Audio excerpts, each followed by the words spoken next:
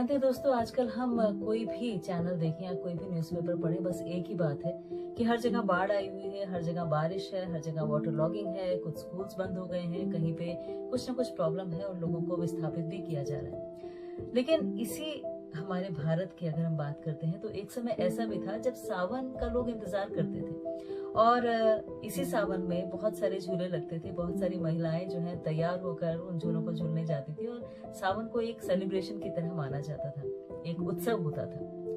पर आज जो ये नया भारत है जिसमें हम जी रहे हैं और न्यू इंडिया कॉन्सेप्ट के साथ बहुत कुछ बदलाव आता जा रहा है, बहुत सारी उपलब्धियां जुड़ती जा रही हैं, उसमें बहुत सारी चीजें जो पुराने वाले भारत की थी वो मिस होती जा रही है।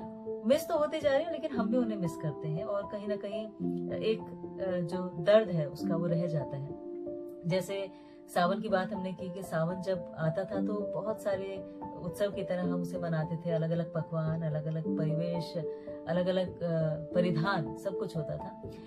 और एक और चीज जो बहुत इंपॉर्टेंट होती थी वो थी कम्युनिकेशन। कम्युनिकेशन भी हमारे पुराने भारत का इतना स्ट्रांग था कि अगर छत की मुंडेर पर कौवा आकर बैठ जाता था तो हम कह देते थे कोई मेहमान आएगा। हर रोज सुबह एक गैया आ जाती थी गेट पर और वहां पे उसे कोई रोटी खिला देता था। कोई मेहमान आता था तो हम उसे बहुत प्यार से मिलते थे, जबकि आजकल घरों के बाहर कुत्तों से सावधान और ट्रेसपासिंग नॉट अलाउड लिखा रहता है। वेलकम या सुस्वागतम वाला कॉन्सेप्ट खत्म हो गया है।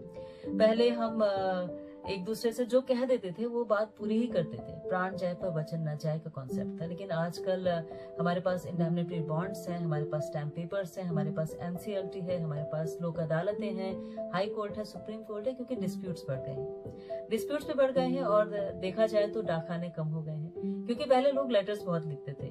अब कम्युनिकेशन का स्टाइल चेंज हो गया तो हमारे को कोई जरूरत नहीं पड़ती लिखने की। लेकिन वो भी हमारे पुराने भारत का एक हिस्सा था जिसमें कि जब कोई चिट्ठी किसी को लिखता था तो उसमें उसकी संवेदनाएं, उसकी भावनाएं झलकती थी। जैसे लिखते लिखते अगर कागज पर एक आंसू की बूंद टपक गई तो वो जो शब्द धुंधला हो जाता था वो भी ये बता देता था बिना कहे कि वो आपको कितना मिस कर रहे हैं, या बहुत कुछ बहुत सोच कर लिखा जाता था। और अभी भी अगर आप कभी पेन पेपर लेकर लिखना शुरू करें तो आपके हाथ रुक जाएंगे, क्योंकि आप समझ ही नहीं पाएंगे क्या लिखना है और अपनी भावनाओं को व्यक्त ही नहीं कर पाएंगे ढंग से।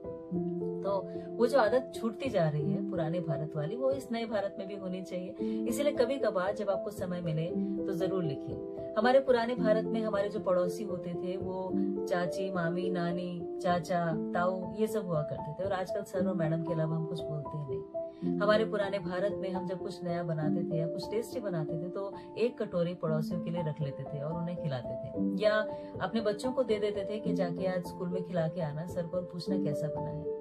तो ये जो चीजें थी जो एक दूसरे से जोड़े रखती थी, हमें एक दूसरे से बांध के रखती थी, वो कहीं ना कहीं मिस हो रही है। इसीलिए अगर तरक्की करनी है तो पुरानी चीजों को भी नहीं छोड़ना चाहिए। तो कहीं ना कहीं उनको अपनी जिंदगी में शामिल रखेंगे तो जो नया है वो तो मिलेगा ही, लेकिन जो पुराने का आनंद था वो भी हमारे जीवन में हमेशा सम्मानित रहेगा।